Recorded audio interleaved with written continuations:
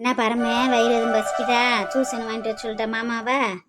வேணாமாச்சி, பசிக்கல. அம்மா தான் வந்துட்டு இருக்காங்கல்ல, வந்துருவாங்களே இப்போ ஜூஸ் சாப்பிட்டா சாப்பாடு சாப்பிட முடியாது. அதனால வரவும் சாப்பாடு சாப்பிட்டுட்டு அப்புறமா ஜூஸ் சாப்பிட்டுக்கிறேம்மாச்சி. நீங்க சாப்பிட வேண்டியதானே, பசி எடுத்து ஏதாவது டீ கீ கூட. எனக்கு வேணாம் அம்மா, நான் டீயே குடிச்சோம்னா நானும் சாப்பிட முடியாது. நீ சாப்பிடுவேல, நீ சாப்பிட்டதுக்கு அப்புறம் நான் சாப்பிட்டுக்கிறேன். இப்போ என்ன அவசரம்? நான் என்ன லேட்டாக தான் சாப்பிடுவேன். மாமா நீங்க ஏதோ சாப்பிடுங்க மாமா, நீங்க பசி தாங்க மாட்டீங்கல்ல மாமா. ஆமா, நான் தானே மாசமா இருக்கேன். நேரத்துக்கு சாப்பிடுறதுக்கு சும்மா இருப்பா இல்ல இவ வேற. நீ ஏன் என்ன சாப்பிடாம இருக்க? எனக்கு என்ன அவசரம் இப்ப? ஃபர்ஸ்ட் நீ சாப்பிட வழிய பாரு. என்னம்மா என்ன செய்யற? தூங்கலையா? உட்காந்துட்டு இருக்கியாக்க? வாங்கம்மா.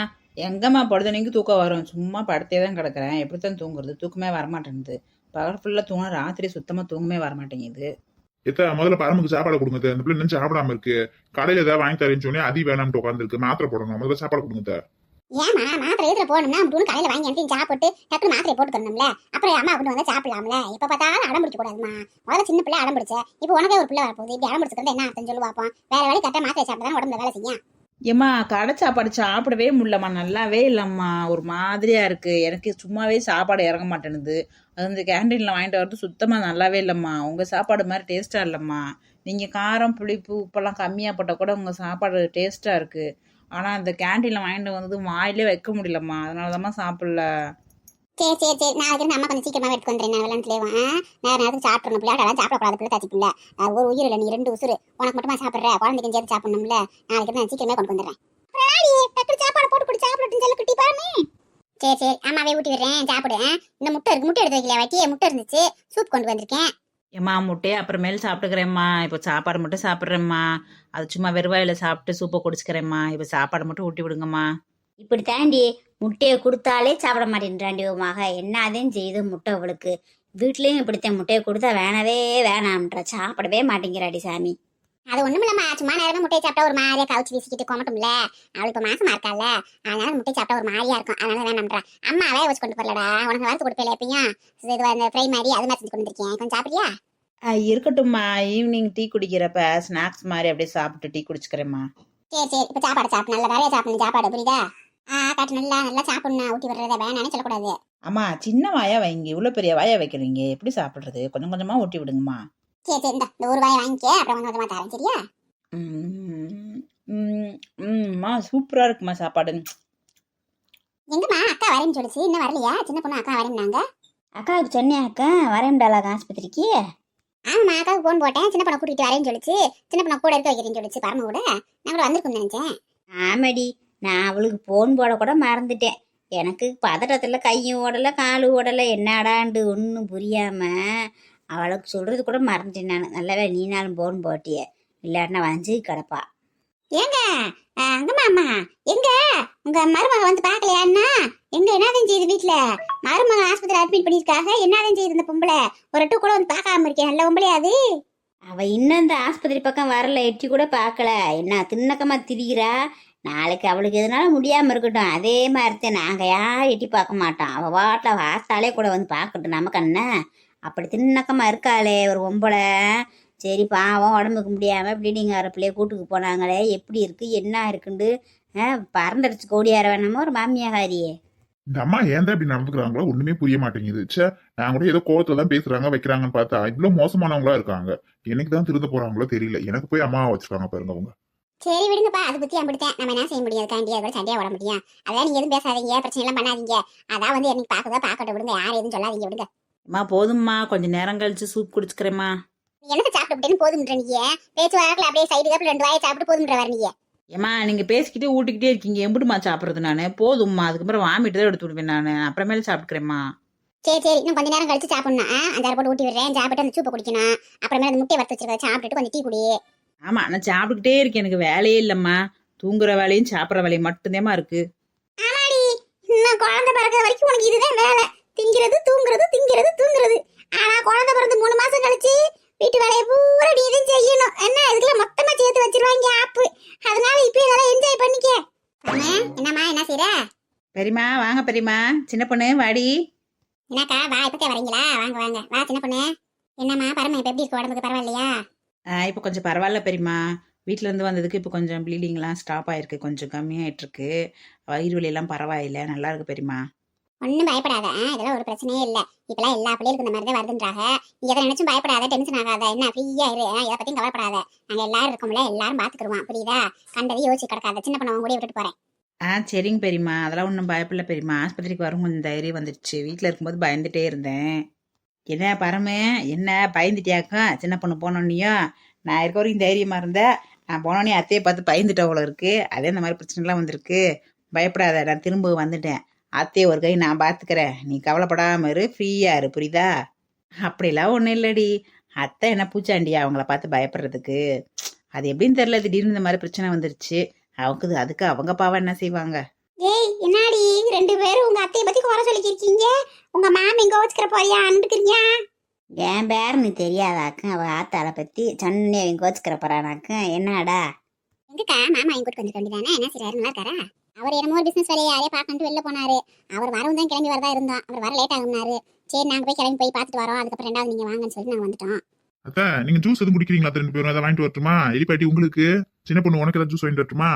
மாமா எனக்கு ஒரு மாதுளை ஜூஸ் வாங்கிக்கோங்க மாமா. எனக்கு ஒரு மாதுளை ஜூஸ், அப்புறம் ஒரு முலாம்பழ ஜூஸ், அப்புறம் ஒரு சாத்துக்குடி ஜூஸ். இது 3 மட்டும் போதும். எத்த உங்களுக்கு 2 பேத்துக்கு என்னத்த வேணும்? எனக்கெல்லாம் ஜூஸ் வேணாம்ப்பா. எனக்கு தொண்டை கரகரன்னு அதை குடிச்சா மேற்கொண்டு ஒரு மாதிரியா வரும். எனக்கு அதெல்லாம் வேணாம். ஒரு டீ வேணா வாங்கிக்கோங்கப்பா. எனக்கு அக்கா உனக்குக்கா?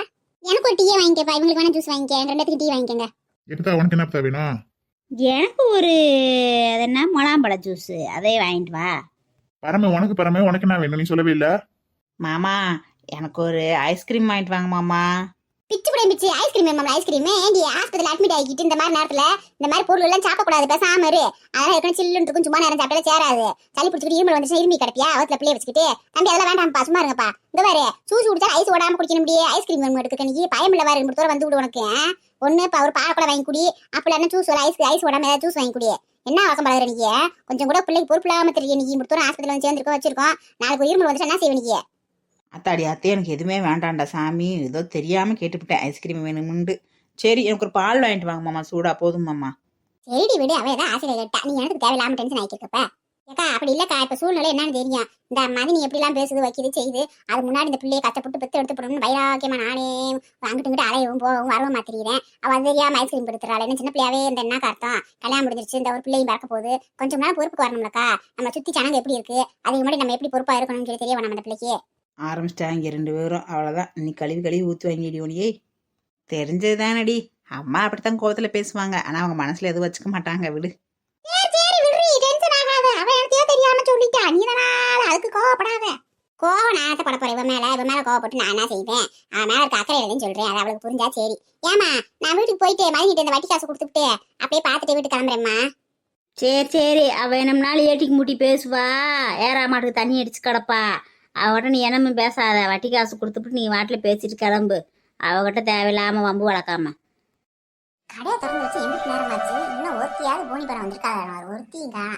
கடை திற காட்டினா ஏக்கா கடை திறக்கலையா பழம் வாங்கணும்னு திறந்து வச்சா ஒருத்தி வர மாட்டாளுங்க. நம்ம இங்கே ஒட்டிக்க வேண்டியது தேவையில்லாம. ஒரு சனத்தையும் காணா. இப்போ அடிக்கிற வெயிலுக்கு வாங்கிட்டு போய் நல்ல ஜூஸை போட்டு குடிப்பாளுகளா? வாடா 2 பேரும் வராளுங்க. இவ்வளவு நேரம் பழம் வாங்க வராளுகளா இல்லை சும்மா ஓரலான்னு தெரியல. ஏமா மேலே பேசாம இந்த கடையிலே பழத்தை வாங்கி கொண்டு போயிருவோமா? இந்த இடத்துக்கு சும்மா அந்த வெயிலுக்குள்ள அரைஞ்சு கிடக்குன்னு போற வழியில் இந்த கடையிலே வாங்கிட்டு அப்படி கிளம்புவான். சரிக்கா வாங்கிக்கிருவோம். ஆனால் ரேட்டு தான் எப்படி சொல்றான்னு தெரியல. இந்த பொம்பளை பார்த்தா வினையும் பிடிச்ச மாதிரி இருக்கா. பார்த்து ரேட்டு கேளுங்க. அவளுக்கு அதிகமான விலை கொடுத்து போறா. நான் எப்போ நீ எனக்கு கவலைப்படுற? உன் மாமி அப்படிலாம் வாங்கிடுவேனா? நான்லாம் யாரு இப்ப பாரு எப்படி வேலை பேசுறேன்னு. ஏமா பழக்காரம்மா பழமெல்லாம் எப்படியே? பழமெல்லாம் எப்படியா? என்ன கேட்க வர அந்த பொம்பளை? பழமா எல்லா பழமும் இருக்குமா? உங்களுக்கு என்ன பழம் வேணும், எப்படி பழம் வேணும்னு சொல்லுங்க. பழமெல்லாம் எல்லா பழமும் இருக்குன்றது தெரியுதுமா? விலையெல்லாம் எப்படியே பார்த்து சொல்லுங்க, அப்படின்னா தானே வாங்க முடியும். நீங்க எப்படி பழம் வாங்க போறீங்க, என்னென்ன பழம் வாங்க போறீங்க ஃபர்ஸ்ட் வாங்குங்க. அது தக்கன பார்த்து கம்மி பண்ணி போடுவோம்.